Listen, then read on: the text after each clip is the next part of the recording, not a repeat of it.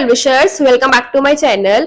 सो guys, आज की video में मैं आपके साथ क्वांट्स को लेकर आई हूँ। मैं आपके साथ क्वांट्स की स्ट्रेटेजी डिस्कस करने वाली हूँ, क्योंकि इस पिछले वीडियो जो मैंने लॉ की डाली थी, तो आप लोगों में से बहुत से लोगों ने कमेंट करा था कि प्लीज क्वांट्स के बारे में बताओ। सो गाइस, मैं एक नॉन मैथ स्टूडेंट थी। सो अगर आप में से भी कोई नॉन मैथ स्टूडेंट है, सो वो टेंशन मत लो, आराम से आपको हो जाएगी क्वांट्स। सबसे पहले हम बात करते हैं कि कौन कौन से ऐसे चैप्टर्स हैं जो as a non math student मैंने करे थे और जो स्कोरिंग भी है। सो गाइस, अगर मैं मैथ की बात करूं, सो उसमें आप कर सकते हो आराम से ratio and proportion, easy chapter है, पहले भी करा हुआ है। इंडाइसिस एंड लॉगरिथम, मैंने लॉगरिथम इतने अच्छे से नहीं करा था, क्योंकि being a non math student मेरे को वो नहीं समझ आया था। पर अगर आपको आ रहा है तो आप वो करो, क्योंकि वो आप पे डिपेंड करता है। तो आप इंडाइसिस एंड लॉग भी कर सकते हो। और गाइस, परम्यूटेशन कॉम्बिनेशन भी एक इजी चैप्टर है जो आप कर सकते हो। और एएम और GM, arithmetic mean, geometric mean, आप ये वाले चैप्टर भी आप कर सकते हो। ये स्कोरिंग भी होते हैं और इजी भी है। और फाइनेंस और मैथमेटिक्स वाला जो चैप्टर है, एनयूटी जिसमें है, इंटरेस्ट रेट जिसमें है, वो वाला चैप्टर भी अच्छे से कर सकते हो, क्योंकि वो वाला चैप्टर डिफिकल्ट है, आपको 2-3 बार करना पड़ेगा, तब जाके वो चैप्टर आपको समझ आएगा।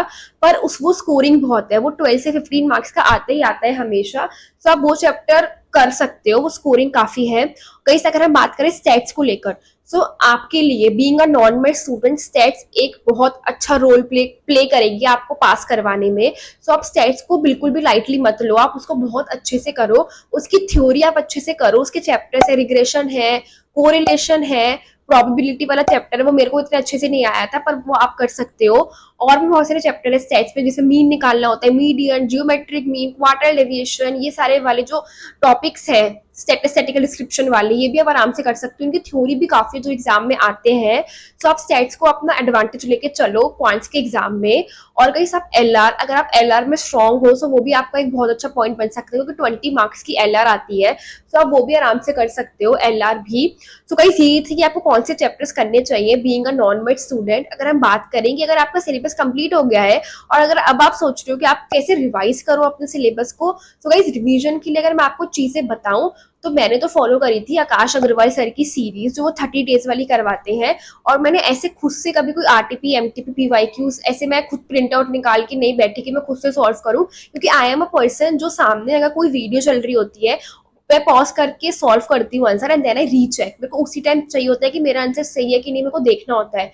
सो उस टाइप की अगर आप भी वैसे हो, तो अगर आप भी वैसे हो कि अगर आपको भी ऐसे ही, अगर आपसे खुद अकेले बैठ के नहीं हो रहा है लेकिन आपको करना है रिवीजन, तो आप उनकी सीरीज को फॉलो कर सकते हो। और उसमें ही आपके काफी आरटीपी, एमटीपी, पीवाईक्यू कवर हो जाएंगे, क्योंकि उन्होंने काफी कवर करवाए हुए हैं। सो वो सेंचुरीज भी करवाते हैं 100 एमसीक्यूज की। सो आप मानो कि आप 2-3 घंटे में 100 एमसीक्यूज कर रहे हो, लेकिन अगर आप अकेले करोगे तो वो पॉसिबल नहीं है कि आप इतने कर सको।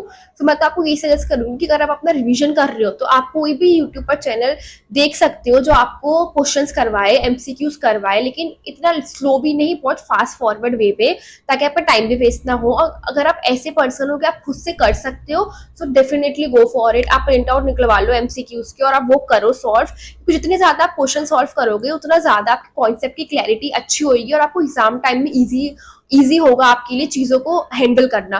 तो मैं तो आपको यही सजेस्ट करूंगी, जितनी ज्यादा आप कॉइन्स में प्रैक्टिस कर सकते हो उतनी ज्यादा प्रैक्टिस करो, बहुत हेल्पफुल होगा आपके लिए। जितने ज्यादा आप क्वेश्चंस करोगे, अगर मैं आपको अपने रजिस्टर्स दिखाऊंगी ना क्वांट्स के, मैंने कम से कम 2-3 रजिस्टर तो भर ही दिए थे सिर्फ प्रैक्टिस करते करते ही, क्योंकि मैं तो नॉन मैथ स्टूडेंट थी, तो मेरे लिए तो डिफिकल्ट थी क्वांट्स। और गाइस, अगर मैं आपको बात करूँ कैसे आप एग्जाम टाइम पे अपने आप को प्रिपेयर कर सकते हो, एग्जाम टाइम के प्रेशर को लेके being a non math student. So guys, मेरा जो आपको पता है मई 2025 वाला अटेम्प्ट था, उसका क्वांट्स का पेपर बहुत डिफिकल्ट आया था, हर जगह उसके बातें हो ही रही थी। सो गाइस, अगर आपका भी नेक्स्ट अटेम्प्ट है, उससे नेक्स्ट अटेम्प्ट है, कभी भी ऐसा कुछ पेपर आ जाता है क्वांट्स का, और अगर आप नॉन मैथ स्टूडेंट हो, सबसे पहली चीज कि आप अपने 40 मार्क्स को सिक्योर करने का देखो। क्योंकि मेरे केस में क्या हुआ था, मेरा एलआर इतना स्ट्रांग नहीं था और एलआर बहुत लेंदी भी था, तो मैं तो एलआर को अपना एडवांटेज लेके गई नहीं थी, तो वो मेरे लिए प्लस पॉइंट हो गया था। लेकिन अगर आपका एलआर एडवांटेज है तो सोरा देख के चलो, क्योंकि इमे वाले एग्जाम में एलआर बहुत टफ आया था, मतलब बहुत लेंदी क्वेश्चंस आए थे उसके।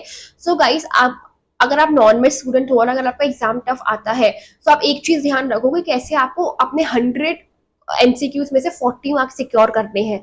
अगर आपके 40 या 45 सिक्योर हो जाते हैं, उसके बाद आपको जितने भी सिक्योर हो रहे हैं वो आप अपना बोनस लेके चलो। मैं तो ऐसे ही करा था मैंने तो।